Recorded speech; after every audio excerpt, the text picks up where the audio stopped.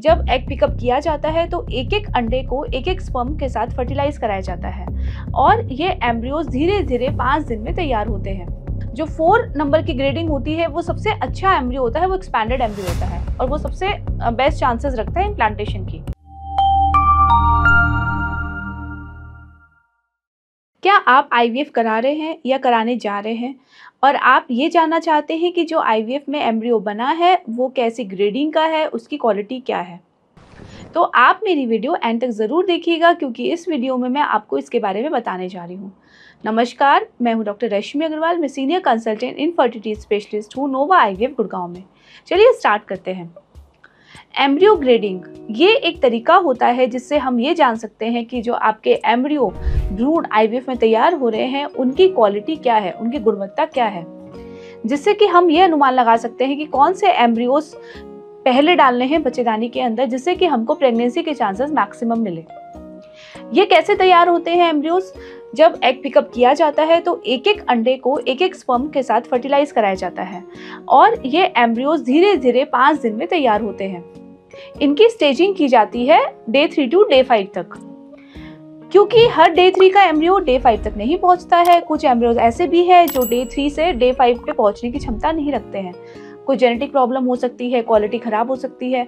इसीलिए हमारी कोशिश यही रहती है कि हम आपका डे 5 का एम्ब्रियो ट्रांसफ़र करें, क्योंकि डे 5 के एम्ब्रियोज की मैक्सिमम चांसेस होती हैं अंदर इम्प्लांट होने की और प्रेगनेंसी देने की। अब ये जानते हैं कि इनकी ग्रेडिंग कैसे की जाती है। ग्रेडिंग बहुत सारी चीज़ों पर डिपेंड करती है। ग्रेडिंग कर कौन रहा है? अगर 2 एम्ब्रियोलॉजिस्ट ग्रेड कर रहे हैं तो एक एम्ब्रियोलॉजिस्ट की ग्रेडिंग अलग हो सकती है, दूसरे की अलग हो सकती है। कौन से टाइम पे की जा रही है? एम्ब्रियोज कभी कभी जल्दी तैयार हो जाते हैं डे 5 की मॉर्निंग पे, कभी डे 5 के लेट इवनिंग में, कभी डे 6 के मॉर्निंग में।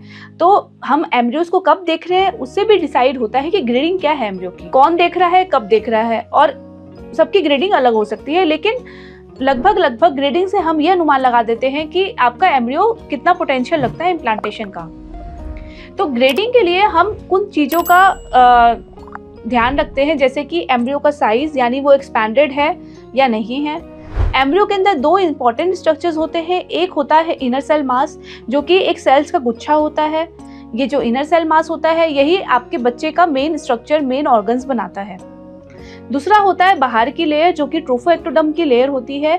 ये लेयर हेल्प करती है बच्चे को बच्चेदानी से चिपकने के लिए, और यही लेयर होती है जो प्लेसेंटा को, जो बीच का कनेक्शन होता है बच्चे का और बच्चेदानी का, वो बनाती है।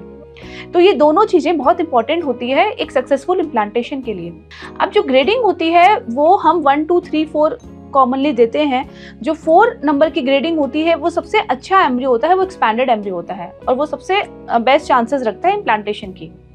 बाकी जो इनर सेल मास और ट्रोफोएक्टोडर्म की ग्रेडिंग होती है वो A, B, C 3 भागों में की जाती है। A मतलब सबसे अच्छा एम्ब्रियो, B मतलब एवरेज और C मतलब बिलो एवरेज। लेकिन इसका मतलब ये नहीं कि A ग्रेड का एम्ब्रियो ही प्रेगनेंसी देगा या C ग्रेड का नहीं देगा, क्योंकि ये सिर्फ एक ग्रेडिंग का तरीका होता है। C ग्रेड का एम्ब्रियो भी प्रेगनेंसी दे सकता है। अगर हम बोले कि आपका एम्ब्रियो A है, यानी आपका इनर सेल मास भी A ग्रेड का है और ट्रोफोएक्टोडर्म भी A ग्रेड का है। अगर हम बोलें कि आपका एम्ब्रियो B है तो मतलब दोनों चीज़ें B ग्रेड की हैं। अगर हम बोले कि एम्ब्रियो A-B ग्रेड का है तो इनर सेल मास, जो अंदर का मेन क्लस्टर है सेल्स का, वो A ग्रेड का है और ट्रोफोएक्टोडर्म बाहर का B ग्रेड का है। तो ये जो ग्रेडिंग होती है, ये एक तो नंबर हम डिसाइड करते हैं एम्ब्रियो कितना एक्सपैंडेड है, और फिर अल्फ़ाबेट्स होते हैं A-B-C जो इनर सेल मास और ट्रोफोएक्टोडर्म को ग्रेड करते हैं। इस ग्रेडिंग से आप अंदाज़ा लगा सकते हो कि आपका एम्ब्रियो कैसे बना है। लेकिन याद रखिए, जो अच्छे ग्रेड के एम्ब्रियोस होते हैं वो भी जेनेटिकली एबनॉर्मल हो सकते हैं, क्योंकि ऐसा ज़रूरी नहीं है कि अगर एम्ब्रियो मॉर्फोलॉजिकली नॉर्मल है तो वो जेनेटिक भी नॉर्मल होंगे उसके। यानी अगर एम्ब्रियो बहुत अच्छा दिख रहा है तब भी वो एबॉर्ट कर सकता है अगर वो जेनेटिकली एबनॉर्मल हुआ। अब आप ये जानना चाहेंगे कि जेनेटिकली एबनॉर्मल कैसे हो सकता है। अगर महिला की उम्र बहुत ज़्यादा है, 35 के ऊपर है, या हस्बैंड और वाइफ में कोई जेनेटिक प्रॉब्लम है, तो बच्चे में जेनेटिक प्रॉब्लम हो सकती है। इसके लिए हम PGS नाम का टेस्ट करते हैं जो डे 5 के एम्ब्रियोज में होता है। एम्ब्रियोज की कुछ सेल्स निकालकर हम जेनेटिक सैंपल के लिए भेजते हैं और जो एम्ब्रियो नॉर्मल आता है उसको बच्चेदानी के अंदर डाल दिया जाता है। तो ये टेस्ट हेल्प करता है आपको जेनेटिकली नॉर्मल एम्ब्रियो को चूज करने में। तो मॉर्फोलॉजिकली ग्रेडिंग अलग होती है और जेनेटिक का जो क्राइटेरिया है वो अलग होता है। इसीलिए ये जो ग्रेडिंग है ये हम बस इसीलिए करते हैं ताकि हम ये डिसाइड कर पाए कि हमको कौन सा एम्ब्रियो यूट्रस के अंदर डालना है और किसकी चांसेस प्रेगनेंसी की सबसे ज़्यादा होंगी। लेकिन याद रखिए, ए ग्रेड का भी एम्ब्रियो ज़रूरी नहीं है कि हमेशा प्रेगनेंसी दे, और सी ग्रेड का एम्ब्रियो भी ऐसा नहीं है कि वो प्रेगनेंसी नहीं देगा, वो भी प्रेगनेंसी दे सकता है। तो ये थी कुछ जानकारी एम्ब्रियो ग्रेडिंग के बारे में। आशा करती हूँ ये आपके लिए लाभदायक होगी और आप अपने एम्ब्रियोज के बारे में डिसीजन ले पाएंगे।